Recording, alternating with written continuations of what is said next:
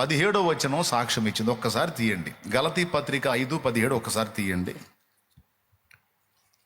శరీరము ఆత్మకును ఆత్మ శరీరమునకును విరోధముగా అపేక్షించును, ఇవి ఒకదానికొకటి వ్యతిరేకముగా ఉన్నవి గనుక మీరేవి చేయ నిశ్చయింతురో. శరీరము ఆత్మకును ఆత్మ శరీరమునకును విరోధముగా ఆపేక్షించును లేదా అపేక్షించును, ఇవి ఒకదానికొకటి వ్యతిరేకముగా ఉన్నవి గనుక మీరేమి చేయ నిశ్చయింతురో వాటిని చెయ్యకుందురు.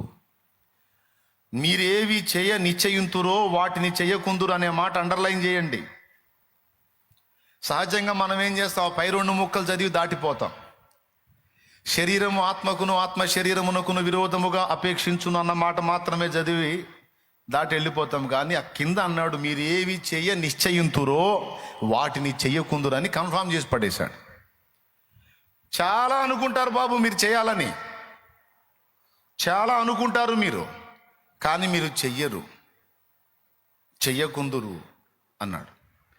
దీన్నే సపోర్ట్ చేస్తూ రోమాపత్రిక 7వ అధ్యాయం 18వ వచనంలో నా యందు అనగా నా శరీరమందు మంచిది ఏది నివసింపదని నేను ఎరుగుదును, మేలైనది చేయవలనని కోరిక నాకు కలుగుచున్నది గాని దానిని చేయుట నాకు కలుగుటలేదు.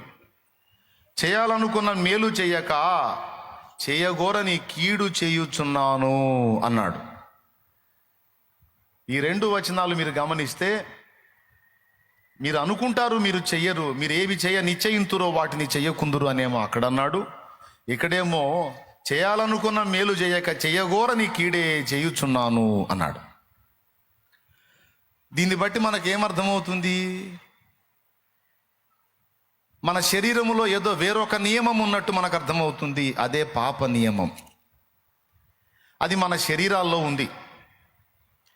మన శరీరము నుండి ఉత్పత్తి అయ్యేది ఏది కూడా మంచిది లేదు అని సెలవిచ్చాడు. అదే గలతీ పత్రిక 5:19లో.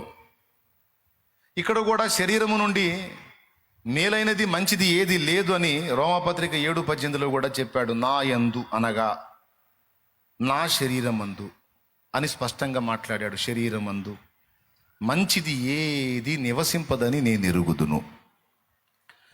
అక్కడ ఇక్కడ 2 చోట్ల కూడా ఏం చెప్పాడంటే శరీరము నుండి ఉత్పత్తి అయ్యేది ఏది మంచిది కాదు, శరీరంలో నివసించేది ఏది కూడా మంచిది కాదు. అంతేనా? రైట్. మరి ఇప్పుడు ఆ శరీరం ఏమన్నా మనం మార్చుకోగలిగామా? అదే శరీరాన్ని కలిగి ఉన్నామా? అందరూ చెప్పాలి. శరీరం మార్పిడి ఏమన్నా జరిగిందా? అదే శరీరమా?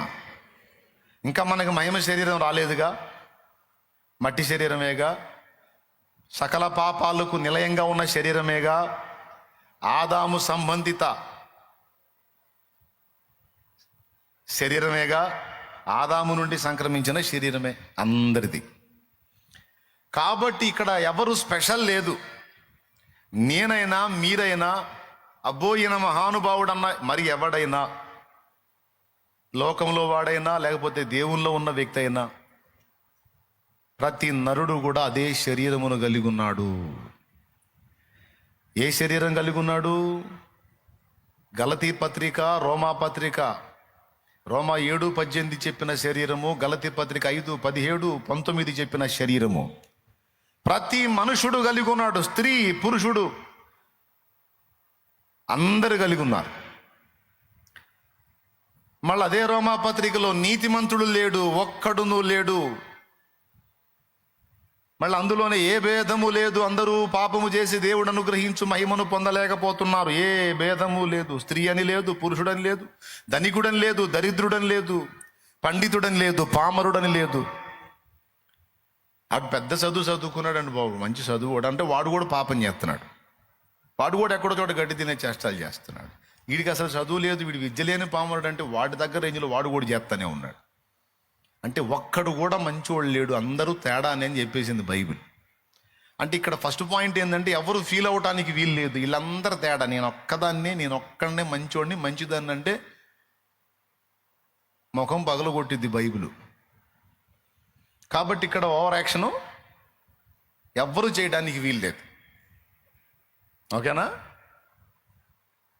ఏదేదో ఫీల్ అవ్వడానికి వీలు లేదు. అందరూ అదే శరీరాన్ని కలిగి ఉన్నారు అనేది ఫస్ట్ మనకు అర్థం కావాలి. అయితే ఏం జరిగిందంటే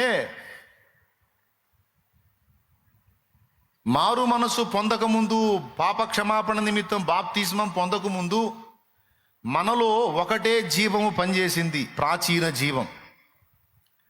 ఎప్పుడైతే మారు మనసు పొంది బాప్తిస్మం పొందామో మన లోపలికి దేవుని జీవం ప్రవేశించింది.